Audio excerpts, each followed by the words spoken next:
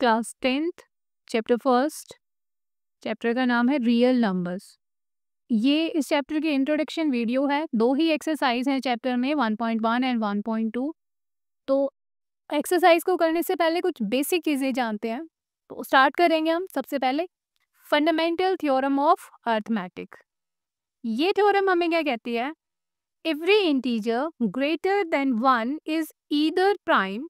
कोई भी इंटीजर जो 1 से बड़ा है वो या तो प्राइम है और can be represented by a unique prime factorisation, या फिर उसको हम रिप्रेजेंट कर सकते हैं by a unique prime factorisation. Means prime numbers के प्रोडक्ट की फॉर्म में हम उसे रिप्रेजेंट कर सकते हैं।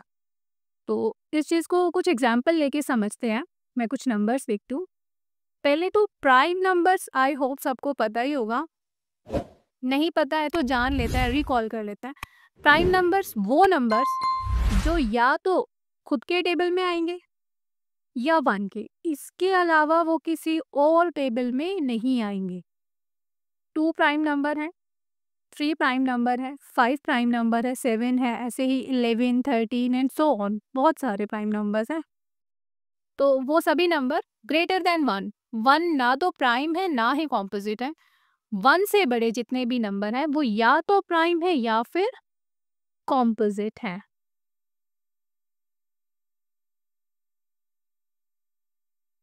कुछ कॉम्पोजिट नंबर्स भी लिख लेते हैं, जैसे मैंने लिखा 4, 9 लिख लेते हैं, उसके बाद 25 है, 36 है, बहुत सारे हैं। तो अब जो प्राइम नंबर्स हैं, प्राइम नंबर्स और कॉम्पोजिट नंबर्स में क्या डिफरेंस है कि कॉम्पोजिट नंबर खुद के और 1 के अलावा और भी नंबर से डिविजिबल होते हैं, बट प्राइम नंबर सिर्फ खुद से और 1 से ही डिविजिबल होता है। अब जो हमारी थ्योरम थी वो कह रही थी कि या तो कोई इंटीजर ग्रेटर देन 1 वो या तो प्राइम होगा या फिर वो प्राइम के प्रोडक्ट की फॉर्म में लिखा जा सकेगा। जैसे मैं 2 को अगर लिखना चाहूँ तो हम लिख सकते हैं 2 इंटू 2। अब ये 2 हमारा प्राइम नंबर है तो हमने 4 को प्राइम के प्रोडक्ट के फॉर्म में लिख दिया। ऐसे ही 9 को मैं 3 मल्टीप्लाई 3 लिख सकती हूँ। 25 भी 5 इंटू 5, ये 5 भी प्राइम नंबर है। 36 क्या होगा हमारा? 36 4 इंटू 9। बट अब 4 तो हमारा कॉम्पोजिट है, 9 भी कॉम्पोजिट है।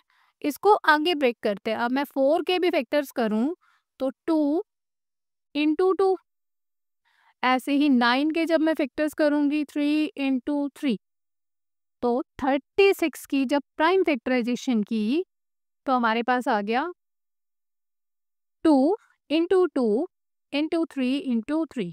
तो हमने 36 को रिप्रेजेंट कर दिया as product of prime numbers. बस यही हमारी थ्योरम कहती है कि किसी भी इंटीजर को हम या तो वो इंटीजर प्राइम है या फिर अगर वो कॉम्पोजिट है तो हम उसे रिप्रेजेंट कर सकते हैं एज प्रोडक्ट ऑफ प्राइम्स। तो हमने फंडामेंटल थ्योरम ऑफ अर्थमेटिक कर ली है। नेक्स्ट जो हमारे पास टॉपिक है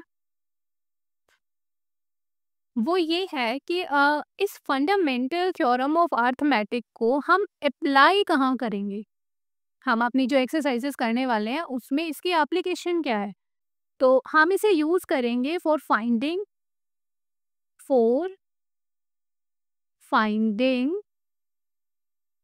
HCF एंड LCM। जब हम एक्सरसाइज करेंगे तो हमें ये क्वेश्चन सॉल्व करने हैं, HCF फाइंड करने हैं, LCM फाइंड करने हैं using fundamental theorem of arithmetic. कैसे करेंगे? फॉर एग्जाम्पल, एक एग्जाम्पल ले लेते हैं, कोई भी नंबर ले लेते हैं, कोई इजी सा नंबर लेते हैं। यहाँ पे फॉर एग्जांपल मैंने 25 और 50 ही ले लिया, दोनों ही बहुत बेसिक से नंबर है। अब मुझे इनका फाइंड करना है HCF और LCM। तो सबसे पहली चीज़ जो मुझे करनी है, मुझे इनके निकालने होंगे प्राइम फैक्टर्स। तो 25 को रिप्रेजेंट करेंगे 2, सबसे बेसिक जो हमारा प्राइम नंबर है सबसे पहला वो 2 है, लेकिन 2 से 25 डिविजिबल नहीं है। नेक्स्ट हमारे पास 3 था, उससे भी नहीं है। नेक्स्ट 5 25 को डिवाइड कर देगा एट 5, 5 5 ज़ा 25, 5 खुद को 1 पे डिवाइड करेगा। तो हमारे पास 25 के फैक्टर्स आ गए हैं। 5 × 5। आगे आते हैं 50।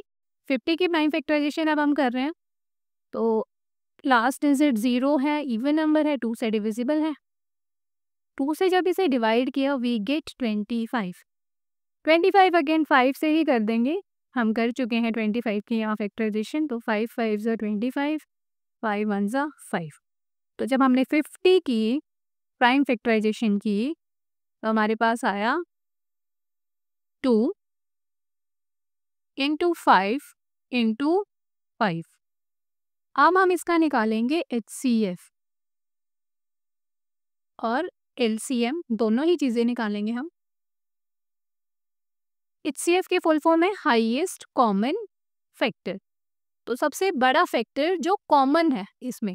तो कॉमन चीज़ें देख लेते हैं हम यहाँ पे। इसमें क्या है, कॉमन से हमें याद रखना है कि जो कॉमन है वो हमारा HCF है। इधर 5 है, इधर भी है, तो एक तो हमारे पास आ गया 5। अब इधर भी 5 है, इधर भी है, तो हमारे पास 5 फिर से आ गया।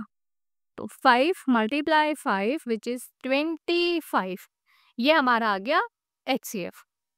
अब हम निकालेंगे LCM। LCM निकालते टाइम हमें याद रखना है कि अब हमें सिर्फ कॉमन को नहीं लेना है, हमने सारे फैक्टर्स को लेना है। और लेते टाइम याद रखना है जो सबसे ज़्यादा बार आ रहा है उसे लेना है। जैसे 5 यहाँ कितनी बार है, 2 बार, इधर भी 2 बार है, तो हम दोनों को ही ले लेंगे। 5 हो गया, अब रह गया 2। 2 यहाँ एक बार है, यहाँ है ही नहीं, तो एक ही बार मैक्सिमम है। मैक्सिमम 1 टाइम आ रहा है, तो मैक्सिमम 1 टाइम ही लेंगे। बस अब इनकी मल्टीप्लिकेशन कर देंगे। 5 5 ज़ा 25, 25 × 2 50। तो LCM हमारा आ गया 50 और HCF आ गया 25। दैट वाज वेरी बेसिक, हमने बेसिक सा एग्जाम्पल लिया था। एक्सरसाइज में हम बाकी सम सॉल्व करेंगे।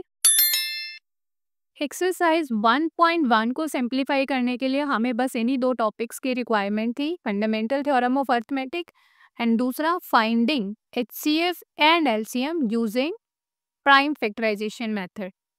अब एक्सरसाइज 1.2 के लिए भी हमें कुछ बेसिक्स के रिक्वायरमेंट है। तो 1.2 में हमें 2 ही चीज़ें मेनली जाननी है। First is rational number